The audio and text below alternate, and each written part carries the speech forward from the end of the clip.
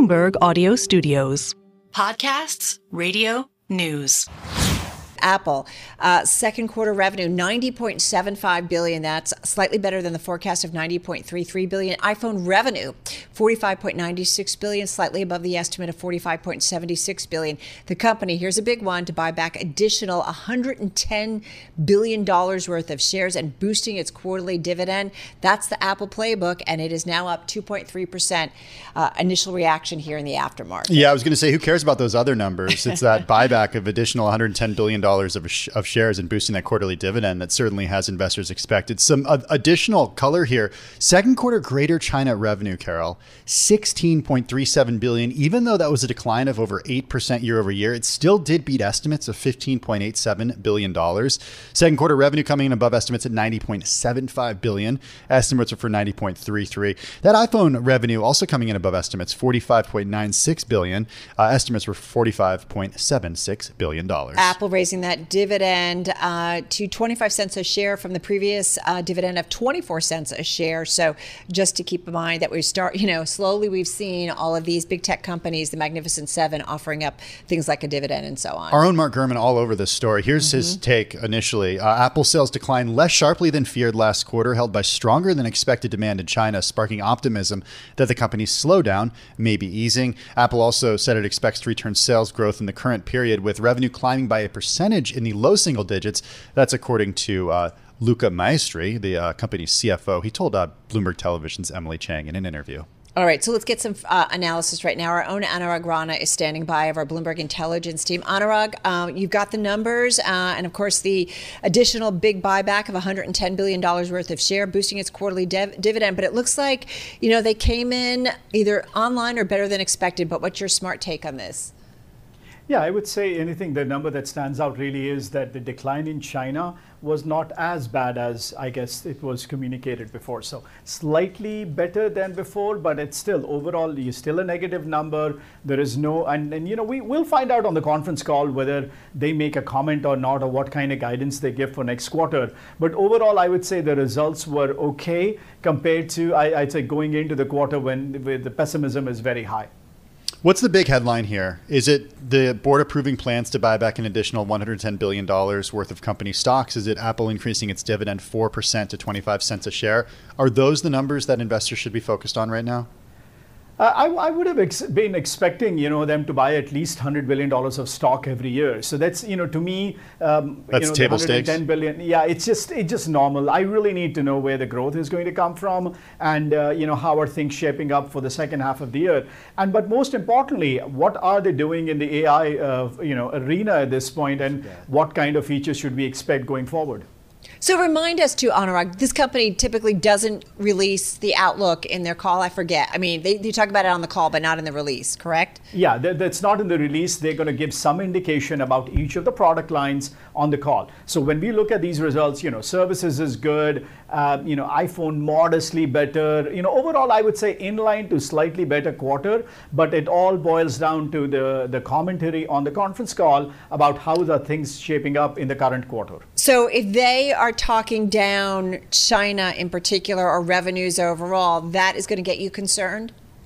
Yeah, I mean, that is going to, all the, the current, you would say, the minor beat will be all offset by if there are any comments, negative comments about, continued weakness of the iPhone in the third quarter. Because remember, if we go to consensus right now, iPhone revenue for next quarter is supposed to be down 2%. Now, remember, in this quarter was down 10%. So we need to know whether that minus 2% holds true, or are we going to see better than that, in line, or worse? Shares higher in the after hours right now by about 4%. Fair to say we're seeing this reaction as a result of just expectations being so low going into this? Exactly. Yeah, absolutely. This is a true game of where pessimism has been so high, and they go out and beat by a slight amount. But again, I will give you my final verdict after the call. Yeah, and we're also seeing, while we said Greater China revenue better than expected, it was still about $1.5 billion below a year ago. Sales are down considerably also in Japan. The rest of Asia Pacific Pacific and in the Americas. The lone bright spot seems to be some minor growth in Europe. You know, it's interesting on surveillance this morning, Anurag, Tom Keene asking one of his guests, is this a growth stock? Is this a value stock? How do you think about it? I know you don't give stock recommendations, but in terms of the growth metrics, it's always big numbers, but is it big growth numbers anymore when it comes to Apple? No, we don't think it's good growth numbers for Apple at all, only because I think the big spike we saw during the pandemic, people buying a lot of iPads, computers, or AirPods, all of that is now, basically, you could say, haunting them. We are coming into a world where Apple's growth rate is going to hover somewhere between 0 to 5% for at least the next 2 to 3 years. Now, that's a good case.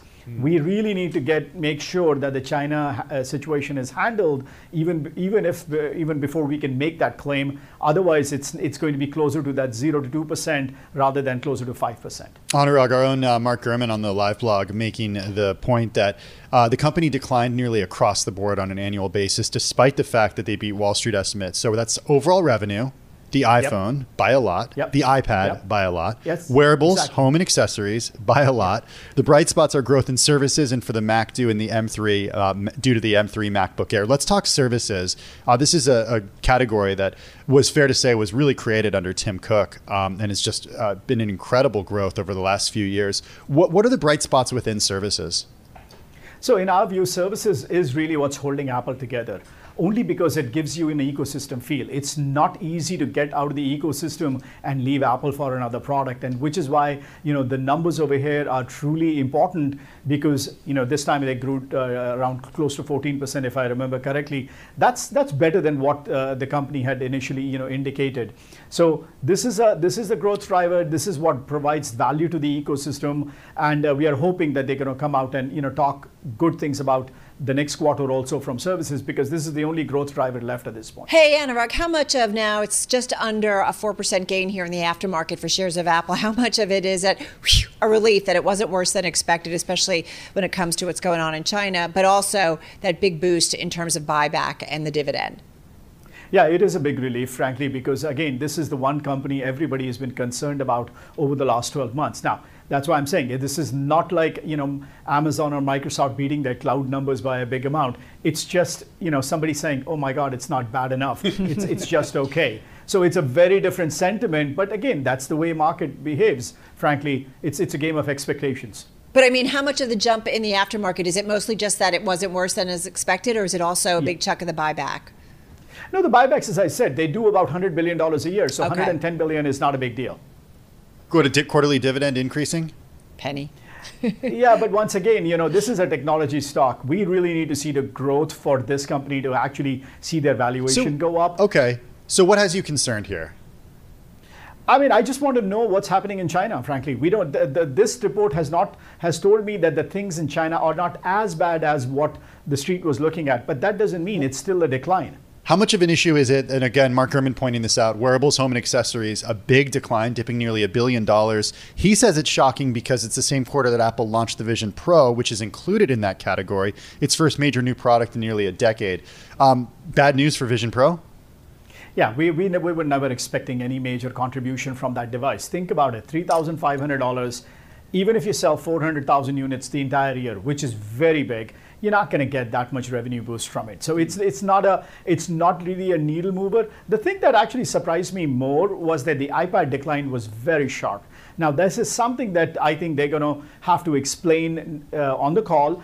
And they're launching a new series next week. So 17% decline is what I remember, briefly from a couple of minutes ago. That's a big decline in iPads also. All right, going to leave it there. We know you've got lots going on. So appreciate your immediate response to Apple earnings. Our own Anurag Rana, who follows Apple for our Bloomberg Intelligence team. Apple shares, by the way, continuing to move up in the aftermarket, up about 3.5%. We've got another great voice for us on this. Dan Morgan, Senior Portfolio Manager at Synovus Trust. Dan, what jumps out for you here? Well, I'm trying to come up with some great ideas different than what you've already talked about. Again, it was kind of a mixed report. I think, as you were talking about earlier, the big things that stood out to me were obviously the better than expected numbers in China. Obviously iPhone a slight beat, which is a positive. But Carol and Tim, it's kind of interesting. I've been following Apple stock for about 30 years. And I can remember back in 2014, they had a very similar situation where everybody was very negative. They were having issues in China, and the stock was really floundering. And then they came out and they did a 7-for-1 stock split. They raised the dividend, and they started buying more shares, and everybody went crazy. So it's kind of interesting in this scenario. We see the dividend going up, and we see, as you were talking about before, an announcement of $110 billion are going to purchase in stock. It'll be interesting to see if they come up with anything else on the conference call in terms of, financial engineering to try to kind of reinvigorate interest back into Apple.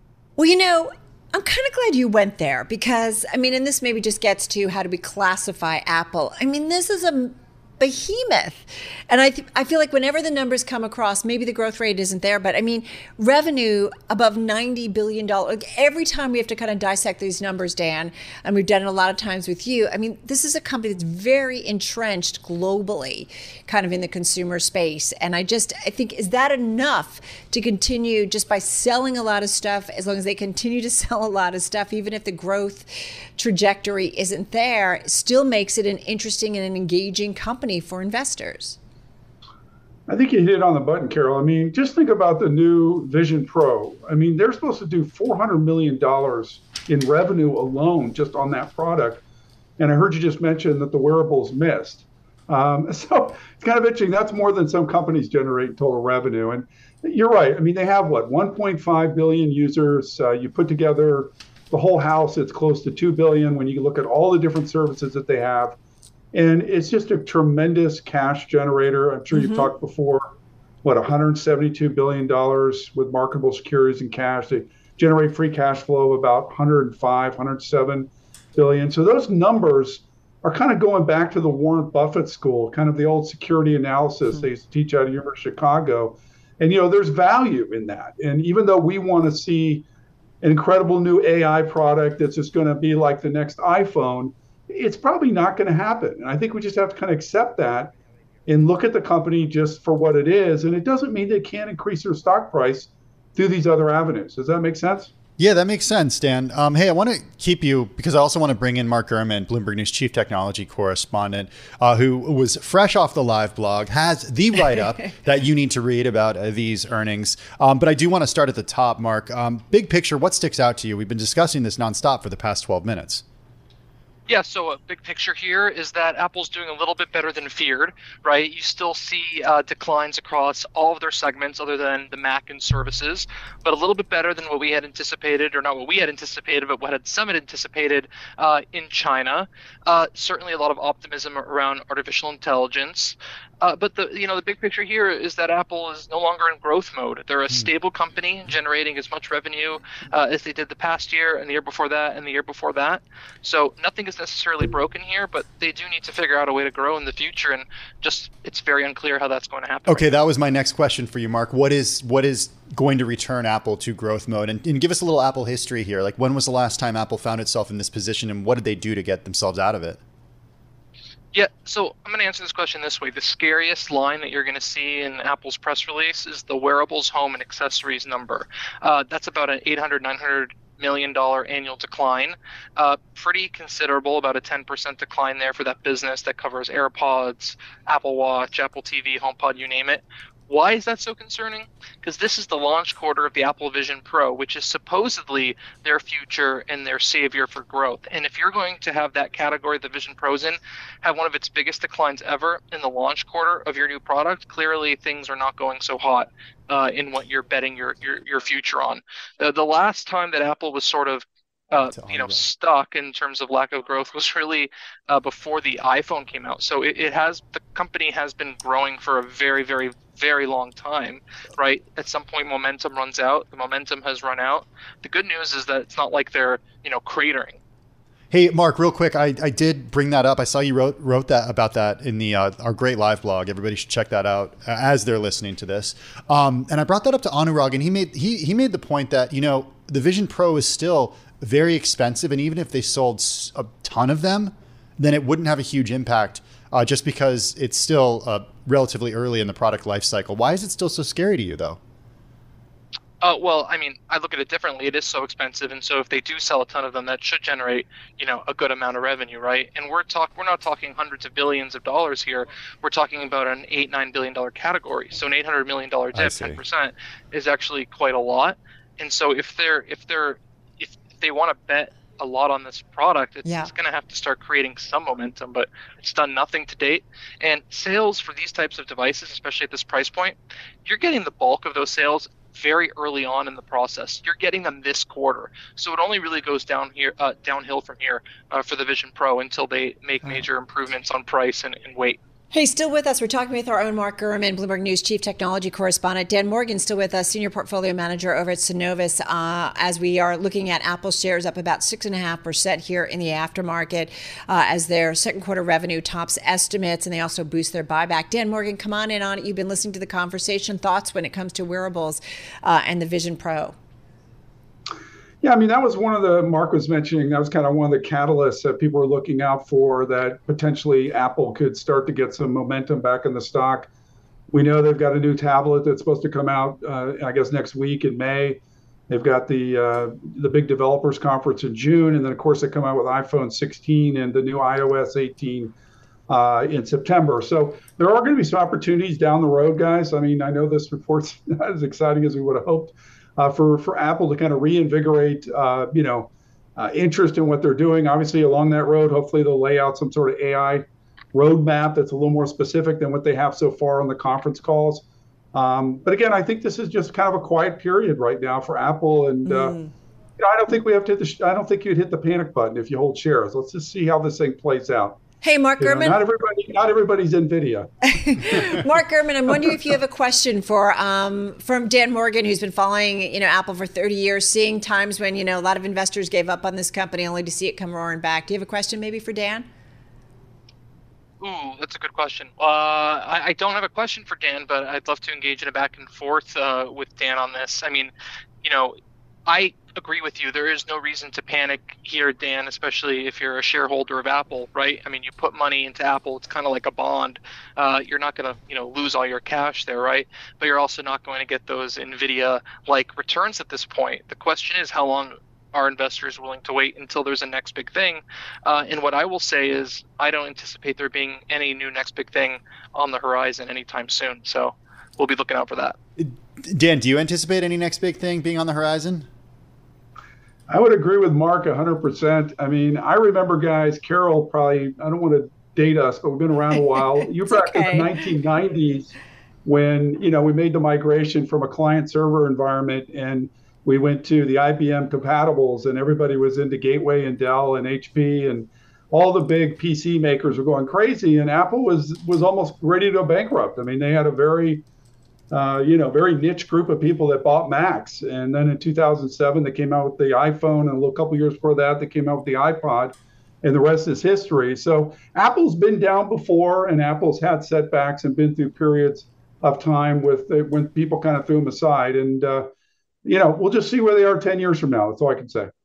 Hey, I just want to end with Mark on AI, because 10 years from now, I know that Apple would love to be a leader when it comes to AI. You and Mark, I will be replaced by AI 10 years from now. Mark, 5 what's years. the vision? What's the vision that internally they're talking about at Apple when it comes to AI? Lay it out for us. The vision of AI is integration, deep integration into hardware, privacy and security, and really not an Apple-designed chatbot like you've seen from ChatGPT, OpenAI, Google, Gemini, Microsoft, you name it. This is about integrated into the phone. I'll give you an example. We're on this call. My phone's in my pocket. I probably missed 20 notifications. It's Apple earnings season. I'll take my phone out of my pocket when this is done, and it'll catch me up with some AI and tell me everything I missed. That's the type of AI feature to think about when you're expecting AI features from Apple. Summaries, useful day-to-day tools based on artificial intelligence, not sort of 21 questions. I mean, that's Apple's DNA, right? All about enhancing the value of the hardware and getting you to, buy that next phone. Dan Morgan, 30 seconds left here. So something like that, as AI is integrated into the Apple model and they figure out, in how to monetize it, how important is that in terms of maybe making the growth trajectory change? And again, just got about 30 seconds. I mean, it's huge, Carol. As Mark was mentioning, when they have taken a dive into the chip space, they're creating their own silicon. They do have a product they're working on called Ajax, which is kind of like a Chat GPT, but it's on your phone. So there are things they are doing, but as Mark was saying, it's all integrated into the iOS, into the phone. It's not going to be some new product that we've never heard of that just comes out of left field. All right. Well, I know I can't live without my iPhone, so bring it on. All right, guys, thank you so much. Mark Gurman, Bloomberg News Chief Technology Correspondent. Dan Morgan, Senior Portfolio Manager at Synovus Trust on Apple. Stock is up about 6.5% here.